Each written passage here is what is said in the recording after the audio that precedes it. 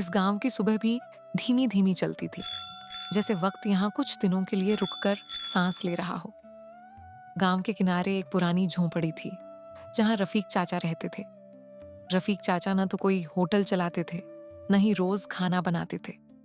वे केवल गुरुवार के दिन खाना बनाते थे, और उस दिन पूरा गांव उनके घर के बाहर इकट्ठा हो जाता था।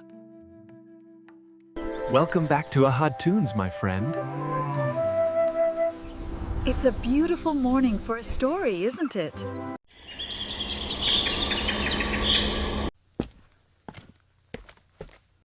उठ जाइए जी, सुबह हो गई है। आज गुरुवार है ना, दाल चावल नहीं बनाने क्या? उठ गया सीता। मैं बाजार से दाल और चावल ले आता हूं।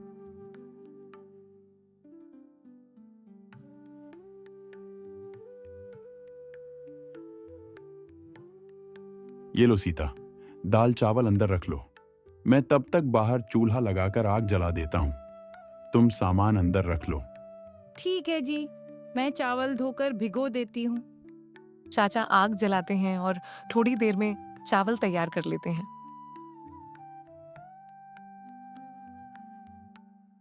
लोग चावल शपर में डलवाकर ले जा रहे होते हैं। चाचा सबको शपर भरकर चावल देते हैं।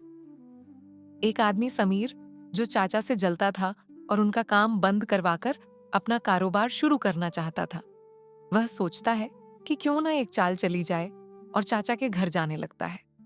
अम्मा नमस्कार। चाचा कहाँ हैं? उनसे एक जरूरी बात करनी थी।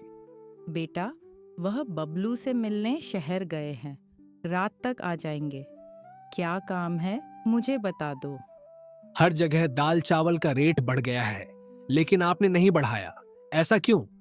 लोग आपके दाल चावल पसंद भी करते हैं। आपको तो रेट बढ़ाना चाहिए और रोज दाल चावल पकाने चाहिए। हाँ, यह बात तो ठीक है। समीर बूढ़ी अम्मा को लालच में डालकर चला जाता है। शाम का वक्त होता है और चाचा वापस आ जाते हैं। आ गए आप। कैसा रहा सफर? बबलू की पढ़ाई कैसी चल रही है? सफर अच्छा रहा। बबलू ठीक है, तुम्हें याद कर रहा था, लेकिन उसकी फीस बढ़ गई है। अब मैं परेशान हूं कि उसकी फीस कैसे अदा करेंगे। हम रोज दाल चावल बनाते हैं ना, और अब थोड़ा रेट भी बढ़ा देते हैं। नहीं, ऐसा कैसे हो सकता है?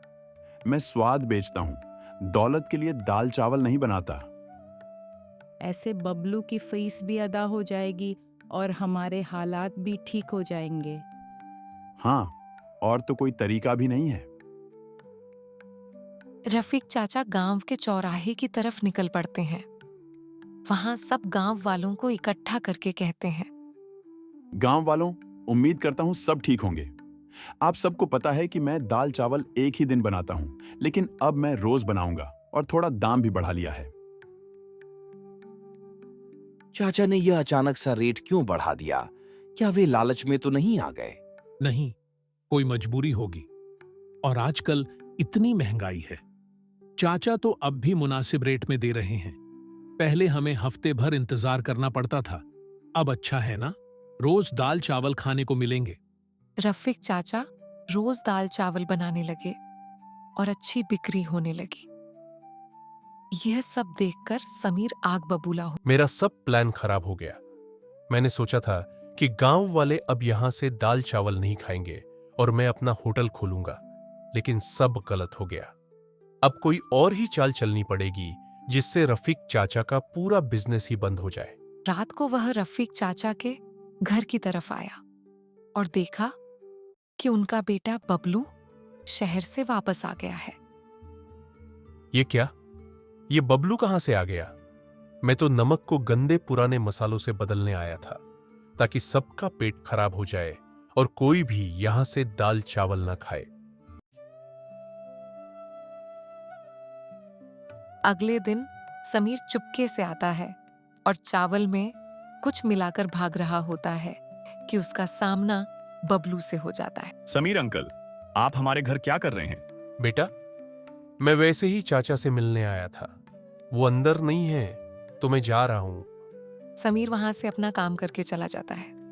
चाचा रोज की तरह चावल बनाते हैं, लोग आते जाते हैं। अगले दिन कोई चावल लेने नहीं आता।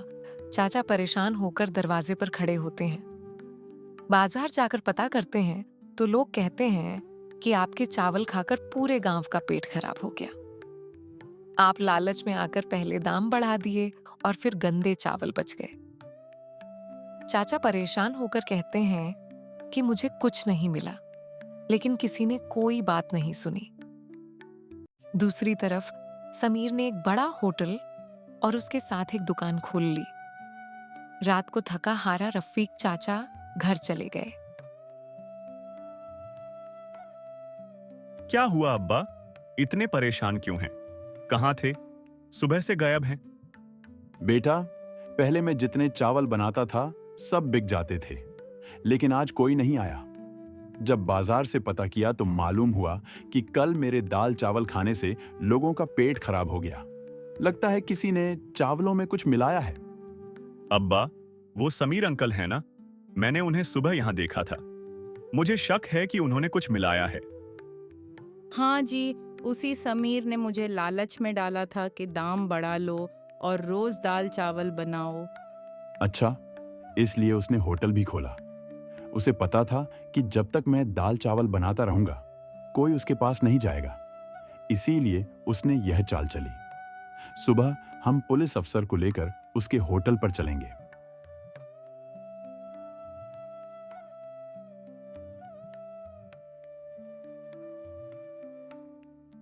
समीर, तुम्हारे खिलाफ शिकायत आई है कि तुमने बबलू की मां को लालच में डालकर दाम बढ़वाए और चावलों में कुछ मिलाया है। नहीं, मैंने कुछ नहीं किया। थाने का एक चक्कर लगाना पड़ेगा, तब सब मानोगे। नहीं नहीं, मैं सब बता देता हूं, मुझे मत मारना। मैं एक होटल खोलना चाहता था, लेकिन चाचा के दाल चावल इतने अच्छे थे कि कोई मेरे होटल पर नहीं आता था, इसीलिए मैंने ऐसा किया। समीर को पुलिस अफसर थाने ले जाता है। पीछे सरपंच जी सबको चाचा की ईमानदारी के बारे में बताते हैं और समीर की चाल से भी सबको आगाह करते हैं। फिर समीर का होटल चाचा रफीक को दे दिया जाता है। यूं सब पहले से भी अच्छा हो जाता है। तो दोस्तों, कैसी लगी कहानी? एक लाइक और सब्सक्राइब तो बनता।